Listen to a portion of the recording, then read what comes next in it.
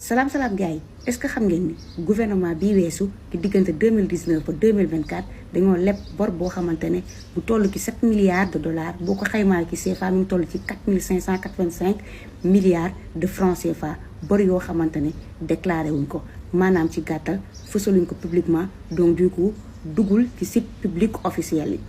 gars yi FMI confirmé na Cour des comptes. ginnaaw bu Cour des comptes defee seen rapport ba noppi ñi nga xamante ne ñoo nekkoon ci nguur gi weesu génnoon nañ di ko ñaawul naan carrément du dëgg mais finalement lépp leer na wallaahi ñi dañoo pare woon pour yàq li nga xamante ne mooy stabilité financière pour réew mi mais dañoo pare woon pour nërmal réew mi mais alhamdulilah rabbil alamin ba yàlla jëlee leen fi gars yi wallaahi Sénégal dina baax parce que mu ngi ci loxo yu baax wasalaam. gars yi maa ngi leen di jaar bu baax a baax démb damaa jël benn information déglu ko ba pare en même temps tey ma xëy ñu envoyé woon na ko Fonds monétaire international bi nga xam ne moom mooy banque FMI ndekete Macky Sall durant 2019 ba 2024 dafaa jëloon benn bor boo xam ne bor caché la nee na pour ñoom bor caché la pour ñoom mais ñun détournement lañ ko tuddee 7 milliards de dollars yoo xam ne kenn mënuñu wax ne ñu fii la nekk kon alhamdulilah Ousmane Sonko lépp lu mu mës a wax dëgg la. det yi ngeen doon leb mu naan ko carrément ne Sénégal fañ jëm gars yi ñi ngi leb ci seen i tur di ko jël di ko def ci seen i gaf ak bopp ñu naan ko noo waxul dëgg nangam sangam ndekete yoo lii la Ousmane Sonko doon wax ñu koy nëbbal di ko indi ci affaire de merci di ko indi ci leneen ak leneen bés bu ngeen xëyee ñu ne leen ko carrément seen kër yi ngeen dëkk sax dañ koo jaay depuis l'an 2000 depuis 2014 jàpp leen ne am na te boo ko waxee nag ñu metti la te du samay wax waa FMI ñoo ko wax déglu naa ko en audio ba pare am en écrit baa ngi nii léegi nag ñun nag léegi après nag ay défaillants ñoo fiy toog ñoom gis nekk carrément ne gouvernement bi fi nekkoon tey instant pendant 12 ans yàq na xaalisu Sénégal bi caxat-caxatee ñu ba pare jël li nga xam moom mooy suñu moomeel jox ko tubaab yi yéen léegi waxu leen ci loolu lépp mais ay Abdou Karim Gueye mbaamu xaraam yi ñoom ñooy génn tey sam naa dañuy def ay conférence de presse ay waxi dof ba pare di saaga suñu leader encore une fois Abdou Karim billahi wallahi li ñuy daj ci li nga xam ne mooy événement yi di jënd ay ceeb ak diwlin wala di jënd ay soble ak pombiteer ak ay ganaar ak kii da nga ko jënd de bu fekkee la ngaa bëgg gars yi jàpp la yóbbu la Numbusin doo dem man buñ la convoqué sax man maa lay wuy it Sénégal nii la meloon naa li def Macky Sall nekkoon léegi nag ñu ne nañ noppi di liggéey te mu lenn da ngeen a yàq dëkk ba pare lépp ci doowu Sénégalais yi mosulee naa bëgg Sénégal seen poosu bopp ngeen bëggoon mais nag yàlla baax na ba mu ñu joxee njiit yoo xam tey sam dinañ ñëw jàkkaarloo ñu am audace li ñu wax dëgg ay mbaam yoo xam ne dañ leen di ay bétail électoral lañ ñoo xam ne dañ leen di alimenter c'est des vendus ñooy taxaw tey sam te dañuy roube quoi waaye incha allah rabbi ñun ak yéen parce que alxuraanu karim danañu daje de billahi danañu daje te bés bu ñu daje dina métti ci yéen torop. Poursuivre Macky Sall pour haute trahison devant la haute cour de justice devient une exigence nationale parce que gis nañ FMI ci mission bi nga xamante ni yónnee nañ ko Sénégal li ñu mujjee wax muy confirmer le rapport de la cour des comptes bi doon wax ni il y avait une dette cachée bi nga xamante ni régime Macky Sall dañ ko defoon ci finances publiques yi.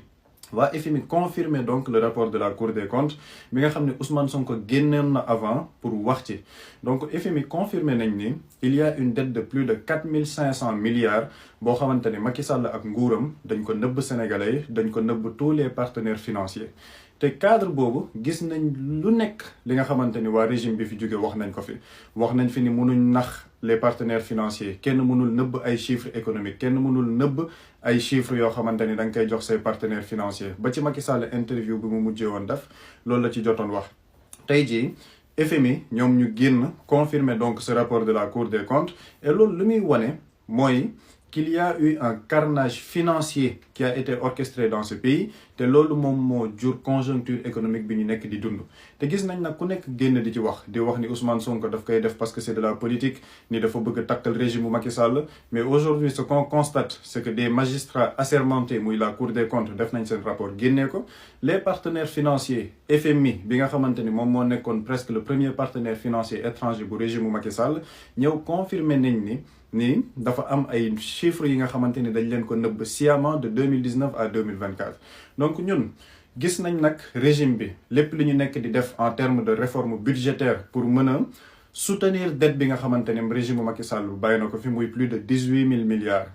mais ñun liñ ci jàpp mooy il faut que ce dossier ait une suite judiciaire te suite judiciaire bi mooy mën a déterminer toute la chaîne de responsabilité bi nga xamante ne amoon na ci réew mi ba ñu mën a jur ce carnage financier et ñun jàpp nañ ni le premier responsable de ce carnage financier reste le président Macky Sall parce que sénégalais yi dañ ko far pour mu liggéeyal sénégalais yi mais faluñ ko pour mu nëbb chiffres yi pour mu indi dette bi foo xamante ni daf koy mujj di nëbb ba dugal Sénégal ci guuta goo xamante ni régime bu bees bi de par sa transparence et de par son courage bu fekkoon ni joxewuñu woon chiffre bi Sénégal mënoon na dund situation de banqueroute comme ni ko yeneen dëkk yi dundee muy Argentine wala Grèce donc dañoo jàpp ni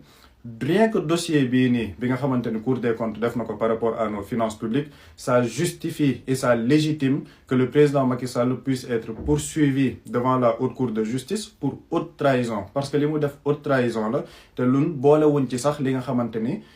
taqe woon na ci lépp lu jëm ci manifestation yi amoon de 2021 à 2024 donc information yi ñu ci gis tey par rapport à FMI ñoom li ñu nangu ci rapport Cour des comptes bi dafay gën di dëggal la posture du nouveau gouvernement par rapport à la transparence mais aussi par rapport à la véracité de ce rapport de la Cour des comptes te ñu jàpp ni donc rapport bi war na am une suite judiciaire et suite judiciaire bi ci gën a logique mooy que le principal responsable de ce carnage financier puisse venir au Sénégal répondre devant la justice sénégalaise ba pare layoog sénégalais yi ci li nga xamante ni def na ko fi et kooku du kenn ku dul l'ancien président Macky Sall donc ñun xalaat bu gàtt boobu lañ ci amoon di leen jox dig daje ci yeneen vidéo ñuy def incha allah. Entre 2019 et 2024, Macky Sall nous a caché une dette de 7 milliards de dollars américains, ce qui équivaut aujourd'hui à plus de 4 000 milliards, c'est-à-dire la moitié du budget du Sénégal. C'est astronomique, les gars.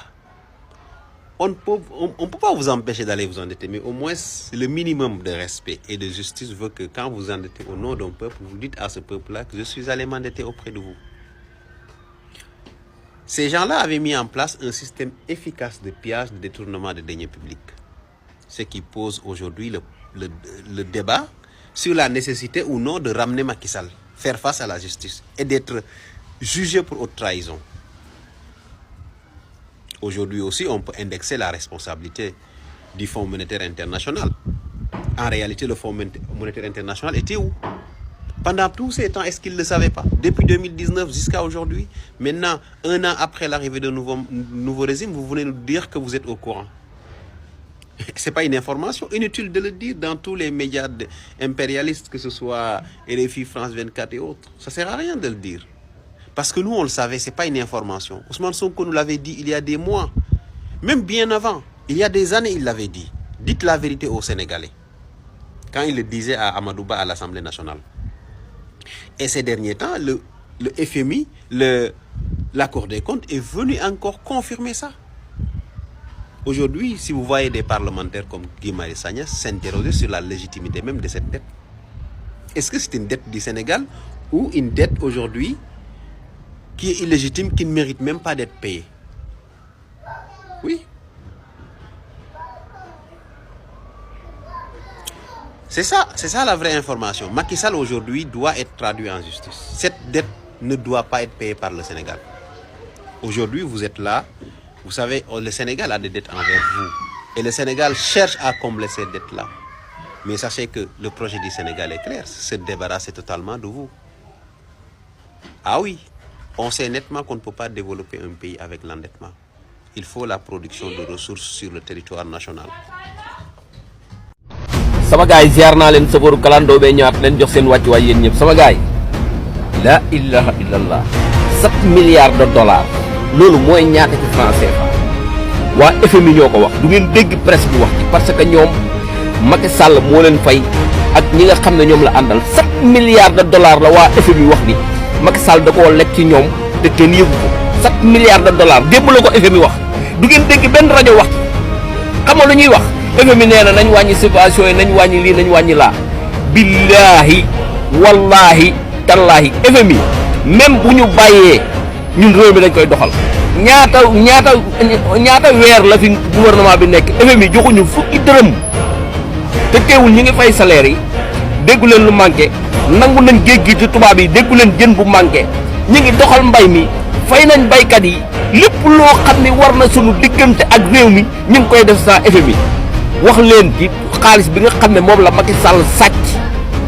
7 milliards yéen xanaa du ngeen ay patriote billaay yéen a bon ñii sàcc suñu alal ngeen lànk ne du ngeen ci wax yéen a bon waaye ñoo ngi fi de billaahi dinañ ko wax dinañ wax ba xotteeku ne ay sàcc ngeen ak yéen ñiy làq sàcc yi yéen ñiy complot sàcc yi yéen ñëpp ay sàcc ngeen fii jàpp ñu leen tëj ci kaso bi dul arrêté di leen wax ne ay sàcc ngeen wasalaam